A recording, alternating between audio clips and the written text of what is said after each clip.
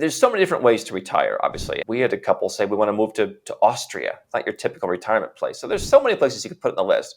The challenge is you want to retire in Europe, but you don't know where? What country is best for your situation? Let's talk to the expert about it. Andrew Henderson from Nomad Capitalist gives his top 5 countries to retire to in Europe, and I guarantee you what he says is going to surprise you. Andrew, I'm so excited to have you today. Can we start with number 1? What's number 1 for you? I think the number 1 place, if you're coming from an English-speaking country, is Ireland. The weather is better than people might imagine, especially in the East Coast and Dublin. One thing I see, especially with older clients, is languages are an issue. And so if you can take the language learning process off the table, if you can feel confident going out into the world and saying, hey, I'm just going to speak English, I don't feel badly, I don't feel the need to learn anything, people understand me, that's valuable. If you have investments overseas, Ireland has a friendly tax program for new people coming in as foreigners. So you can potentially exempt those. And so there's some tax friendliness there. The bureaucracy is some of the best in Europe. They've got what's called the Stamp Zero program, and that doesn't lead to citizenship. There are other ways that lead to citizenship. And if you want a second citizenship, 5 years, you speak the language already, you can get that citizenship. It's arguably one of the best in Europe. And I think having friendly people where, again, if you're from the US or Canada, it's a little bit closer to what you're used to than mainland Europe. And I think that while it may not be the intuitive choice for people, it ticks a lot of the boxes of the problems people run into. Okay. Is there anything that you would say would be, don't go to Ireland if you want this? Low prices, low rent. I do think what's interesting is some of the places we've talked about in more emerging Europe actually have more expensive groceries than a place like the UK or Ireland. You can get pretty affordable groceries. One of the cool things is you can get the stuff that, if you like to cook, you can get the stuff that you need, and it's in your language again. Certainly, it's a more progressive country. I've spent some time in Ireland. I don't feel that as uncomfortable as I would have in the US. But it is not, an emerging country. It is not a super conservative country anymore. And so if someone's looking for a super conservative place to live, then Ireland's probably not the place. But I will tell you that you can get along with everybody. People are friendly. To me, that's something to optimize for, especially if you're in retirement. You don't want to be fighting with people. Right. Okay, great. Number 2? Number 2 is Greece. I've spent some time in Greece over the years. Number 1, again, they have some tax-friendly options. So for pensioners, for example, they've got a great tax scheme. They have a lump sum tax scheme if you're still doing some work on the side or you still have a business. So people think that Greece is this highly bureaucratic, very high tax country. And it is high tax if you were from there. But if you haven't lived there before, if you're bringing in a pension, if you're bringing in business from overseas, it can actually be a very tax-friendly place to live. And surprisingly, out of all the golden visas, for example, in Europe, they've been some of the best at getting things through the backlog. They've been much more efficient than a country like Portugal, for example. And so they've really shown an interest in getting people to come in and invest in their country with tax incentives, with residence permits, attracting retirees. Out of all the countries that people, the main 3, I would say people talk about, Spain, Italy, and Greece. In Southern Europe, the tourist hotspots, the retirement hotspots, I think the Greeks are the nicest, the most service-focused. I was just in Corfu a couple of weeks ago. Had an amazing experience. I think that for me, the architecture is the most interesting. You can get some of the most sleek, not glass tower kind of sleek, but nice architecture, new properties, even compared to France, the south of France. I like the food, I like the weather, I like the architecture, I like the people. And I think it's had a pretty bad reputation from the government side. I think they're doing all right on that regard. Okay, and with Ireland, you mentioned language was easier, obviously speaking English. So would someone struggle in Greece with the language? I think if you live in one of the larger islands or one of the tourist islands or in perhaps the right part of Athens, I think you can do all right. So yeah, I've been in Corfu, I've been in Crete. Those are 2 of the bigger islands, and it's never been an issue. And you haven't had like island fever or anything, like feeling a little too remote? On those islands, I think you wouldn't. Especially on Crete, I think that's more of a year-round island. Corfu is a bit more seasonal. I think Corfu is the 5th or 6th or 7th biggest island. That's up to you, right? I was talking to a guy yesterday. He lives in an island with 15,000 people. That's what he wants to do. That's not what I would want to do. But if you're looking to retire and be left the hell alone, maybe that's what you want. But yeah. Okay. Number 3? Number 3 is Spain. This is me looking at objective criteria. Spain has a less tax-friendly program. I mean, they have some kind of program if you're coming in. It's going to cost you more from a tax perspective in Spain, which is something that's not my cup of tea. But I understand from an objective perspective, Spain has a lot to offer. The service isn't there to the same levels you would get in Greece, but there is a lifestyle that some people like. If you're retired, if you're at a slower pace, you have a lot of options to choose from. You're closer to a lot of other stuff in Europe. You can go skiing in Andorra. I mean, just the proximity is interesting. So I don't love the tax plan, although there are some ways to save taxes there for a handful of years. But I think that for retirees, it offers something. Okay, lifestyle just gives you a little more travel, flexibility. Like what would be someone's lifestyle that you would say, go to Spain for this lifestyle? Chill out. Don't work too hard. So you can have a cup of coffee at 2 p.m. It's a place. Have a siesta. Tranquilo, Polako, as they would say in Serbia. Just be more relaxed. You're not in a rush. People like the lifestyle there. Have a glass of wine on the patio after hours. So I think for me, Greece is more of villa culture. Walk down to the taverna in the city center. Spain is a bit more passionate, perhaps. So for someone who wants that passion, for someone who wants that laid back, for someone who just wants to not be bothered and isn't bothered by things, then Spain is interesting. Okay, so more laid back, but definitely need to have patience. Patience, yeah, I have no patience. It wouldn't work for me. But maybe by the time you're retired, I look at my dad has become patient. Okay. So maybe one day. Okay. All right. Good to know. So before we move on to Form 5, I want you to explain a little bit your new series that you have come out because you just put out something about Colombia. So can you explain what you're doing? Yeah. So we came up with a new series on our YouTube channel called Live Like a King. And the idea was showing places where people might not think you can live a luxury lifestyle and doing basically a day tour of all the luxury elements in that city. So the first one was in Bogota, Colombia. I spent a little bit of time there every year. People had these misconceptions, which apparently some people were not convinced in the comments that I've never had any problems there in terms of safety. But I wanted to show people the beauty of Bogota. To me, it looks in some areas like London. You've got beautiful brick, you've got beautiful greenery, and you have great wine stores selling very lovely wines from around the world. We went to a great restaurant. We went to a great cocktail bar. We got a suit tailored by my favorite tailor in the world. The guy's impeccable. So it's just kind of showing people luxury living.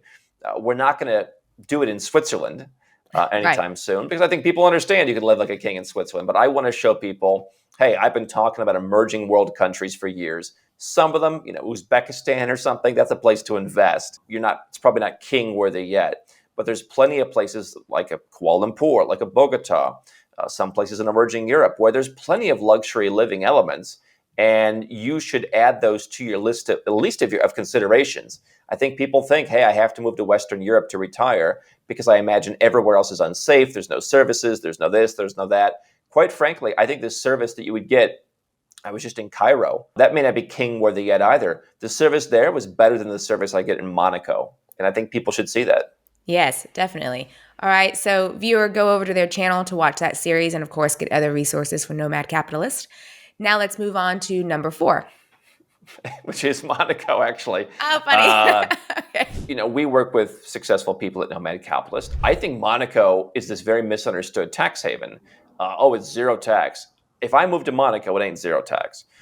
It's a great place for people who are retired. I think that's the vibe, not because it's Spain. I mean, things do function. The difference there is there's obviously a bit of snobbishness, but if you avoid a few places, if you avoid the Café de Paris, in a few other places, you'll be fine. There's an element of fine dining, obviously, fine living, wines. I mean, everything's very proper. And so if you want that kind of lifestyle, it's a different person than who wants to go to Spain. It's kind of designed, in my opinion, for retirees in terms of how they, have their tax set up for passive income. It's not going to be good for someone running a business. But if you're retired, if you want that Mediterranean lifestyle, France, I had a guy who sold a property in the south of France. He said it was the best day of my life, just getting rid of French bureaucracy. So for me, living in or Nice or Cannes or somewhere, nearby is perhaps going to be cheaper. There's just so much bureaucracy. If you're retired, I don't want to deal with it now as a working age person. Imagine you're retired. How much bureaucracy do you want to deal with the French government?